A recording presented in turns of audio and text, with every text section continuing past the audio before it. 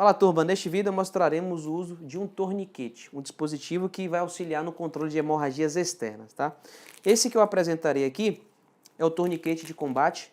Ele foi confeccionado principalmente para uso em situação de guerra pelo exército norte-americano, e a ideia era trabalhar com um dispositivo que fosse simples, de fácil aplicação, que inclusive pudesse ser auto-aplicado pelo socorrista, tá?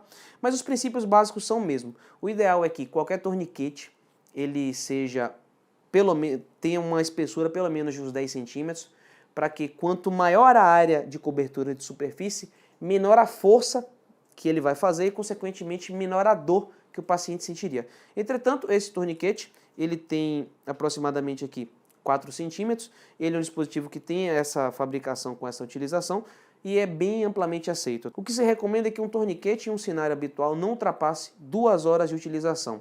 É lógico que, quando ele foi confeccionado, a ideia é trabalhar em cenário de guerra. Se fizeram estudos e mostraram que mesmo que foram pacientes que receberam o torniquete por mais de 2 horas, ainda assim conseguiram restabelecer a circulação, perfusão e a viabilidade do seu membro afetado. Entretanto, o nosso cenário é urbano, tá? Nosso dia a dia, a gente sabe que dificilmente um paciente vai levar mais de 2 horas para chegar em um centro de trauma. Salvo uma situação, por exemplo, onde você está numa região amazônica, uma área de conflito, e vai haver realmente uma dificuldade de acessar um centro de trauma que possa fazer o controle definitivo dessa hemorragia.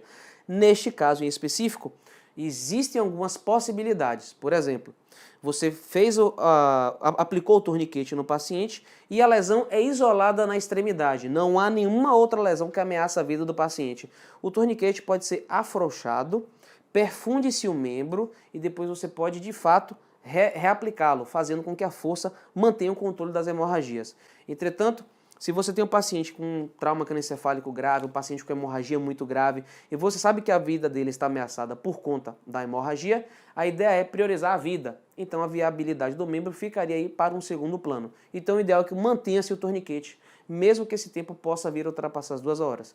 Isso está recomendado inclusive em literaturas internacionais, a recomendação do próprio PHTLS da 8ª edição, quando ele fala lá em locais remotos e áreas de difícil acesso. Mas voltando, dia a dia é hemorragia externa importante, fez a compressão direta, não resolveu, eu vou aplicar o torniquete.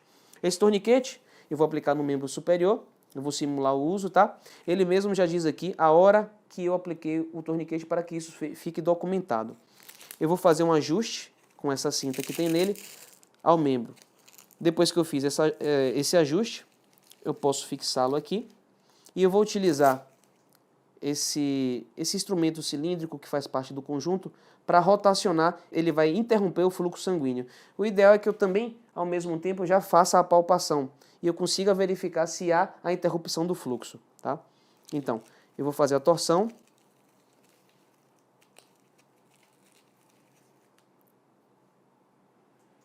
Eu já senti a interrupção do fluxo. Ele vai ser travado aqui. Eu vou confirmar. Fluxo interrompido, tá? Vou travar e vou identificar o horário onde foi aplicado esse torniquete.